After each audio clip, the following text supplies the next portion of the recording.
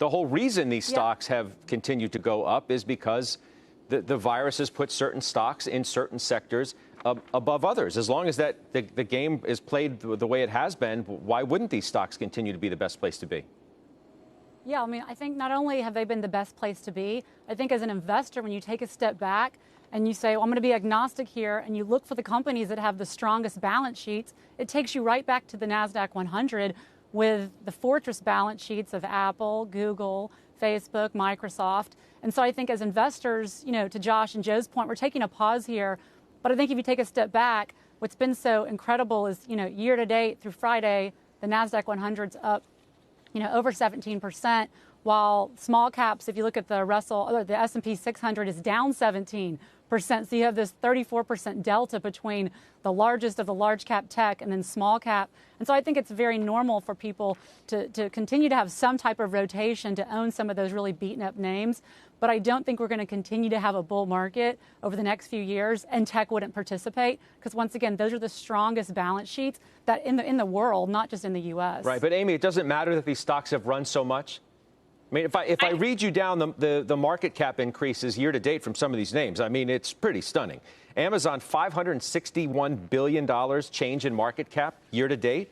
Apple, $365 billion. Microsoft, $335 billion. Tesla, $203 billion. And Google, $112 billion. I mean, none of that matters. These stocks just can't go up in perpetuity.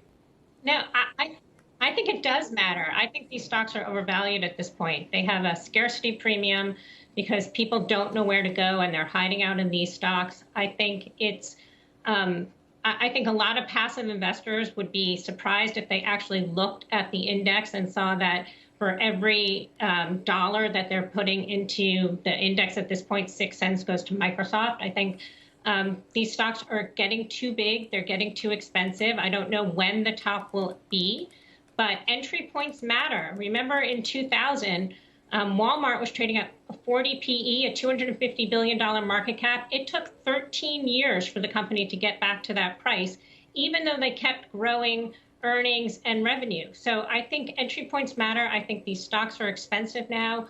We're scaling back on, we own most of them, but we're scaling back our positions, and we think there are better places to be invested right now. Okay, let's have the debate then, Josh, because it feels to me like you and Amy are on opposite sides of the boat in terms of whether these stocks can continue to go up or not. I mean, it's a pretty big case to make that these stocks are too big and too expensive now, but Amy makes it. What's your counter to that, Josh? No, Amy and I are on the same side. We actually agree. I was referring to the technicals. When we talk about something topping, we're talking about price.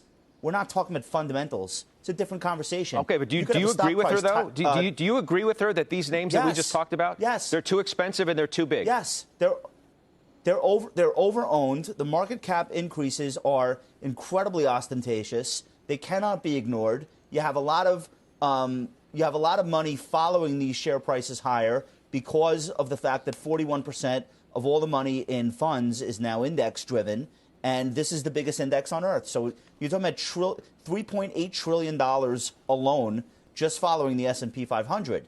And then think about these stocks. They're in all these other indexes. Apple is both a value stock and a growth stock. I don't know how. It's just the reality. So you have indexes, ETFs tracking both. It's in both. It's a dividend company. It raises its dividend. It's a buyback company. It's in everything. But you're making the argument, and that's though, just that Apple. You're making the argument, though, that these stocks have now gotten too big. They're now too expensive. But it doesn't matter because the technicals and the way the market is are going to take these stocks higher regardless. I'm trying to figure out where you think these things are going to go. Yeah, I guess what I'm saying is before we say something is topping, which you can't really do in real time, let's see what happens the next time they have a big decline that they can't recover from, right? Let's see when they print a lower high, then we can have that conversation. Had we already seen as good as it gets? We're having this debate on a day that the NASDAQ is up 1.8%. Yeah, I know. That's why I said it seems funny to have this debate on a day when the NASDAQ is having this One more big thing, move. Judge, wait. One more thing. With all due respect to Amy, and I think she's right, you could have said the same thing 5 years ago about every single one of these stocks except for Microsoft and Apple. We could have thrown every SaaS company. We could have thrown every e-commerce giant. We could have thrown them all into the pot and said they're too expensive. they've only gotten more expensive. And that starting valuation that people paid for these names in 15, in 16, in 17, they've had doubles and triples as a result of buying overvalued stocks. So she's 100% right that fundamentally people are paying higher multiples for these companies than ever. That tells you nothing about what the next 6 to 12 months could bring for their share price.